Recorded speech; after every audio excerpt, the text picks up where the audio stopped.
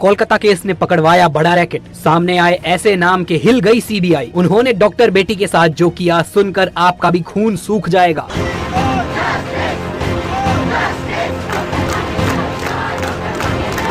Tortured हुआ है वो हम लोग नहीं मान सकते। नहीं भूल गया जिसकी वजह से आंखों से खून निकल गया।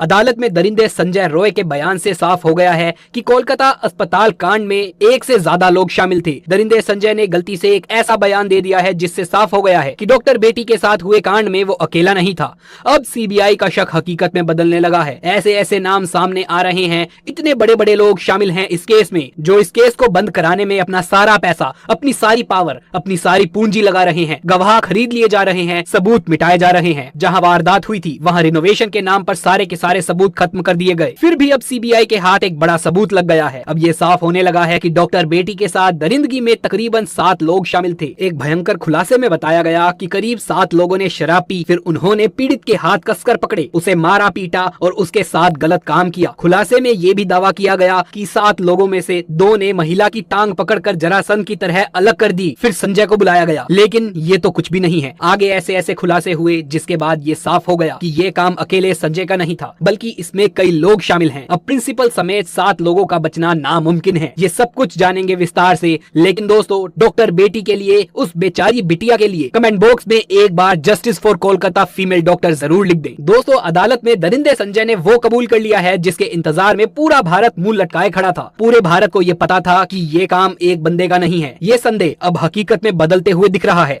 इस बलात्कार कांड में कोई एक नहीं बल्कि तकरीबन 7 लोग शामिल हैं और सब कुछ पूरे तरीके से प्लान्ड है। इसी कारण से सीबीआई फुल एक्शन में आ गई है और कोलकाता के डॉक्टर बेटी केस में 7 आरोपियों का पॉलीग्राफ टेस्ट शुरू हो गया है। उधर सीबीआई के अनुसार बिना दरवाजे वाले सेमिनार हॉल में डॉक्टर बेटी के साथ जो हुआ, उस बिटिया की चीख किसी को सुनाई क्यों नहीं दी। अब सीबीआई ये जानने की कोशिश कर रही है कि अपराध को बिना किसी बाधा के कैसे अंजाम दिया गया। क्या कोई व्यक्ति हॉल के बाहर निगरानी कर रहा था? सीबीआई ये भी देख रही है कि सेमिनार हॉल से कोई चीख या फिर शोर क्यों नहीं सुनाई दिया बाहर किसी को।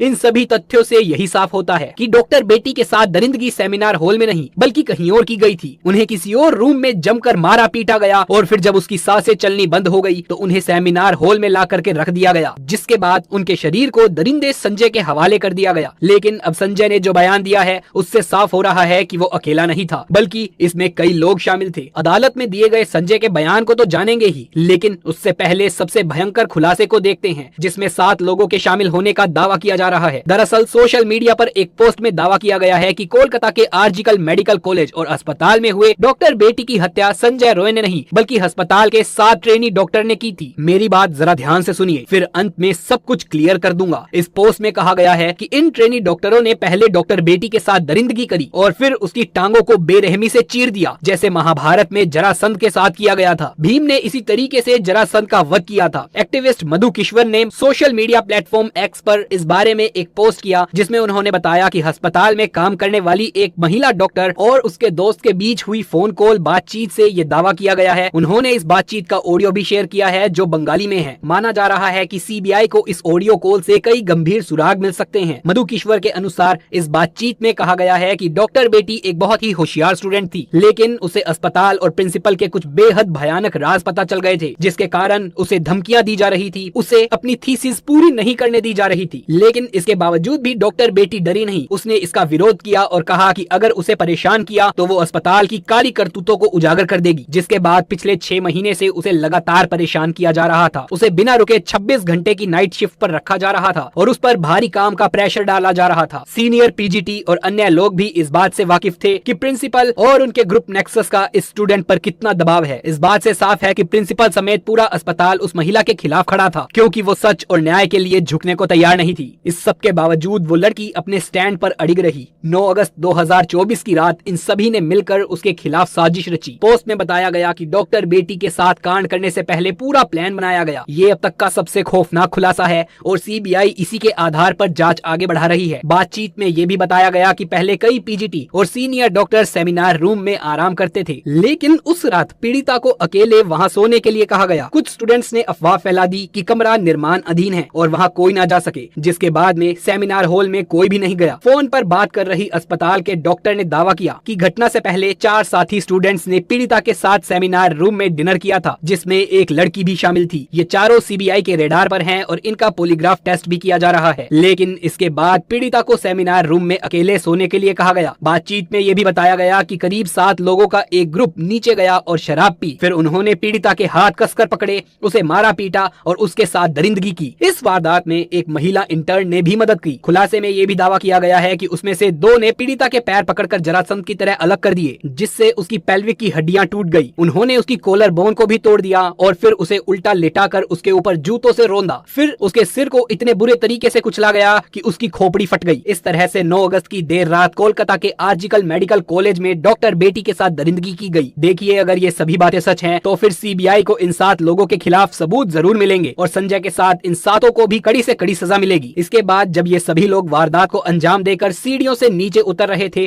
तो संजय रॉय को देखा, जो ग्रुप डी के दूसरे कर्मचारियों के साथ शराब पी रहा था। इन डॉक्टरों ने संजय से कहा कि सेमिनार रूम में जाओ, वहाँ तुम्हारे लिए एक लड़की है। इसके बाद संजय ने डॉक्टर बेटी को अर्धनग्न पड़ा हुआ पाया और उसके साथ गलत काम किया ताकि उसका लिक्विड भी उन 7 मर्दों के लिक्विड के साथ में डॉक्टर बेटी के शरीर में चला जाए।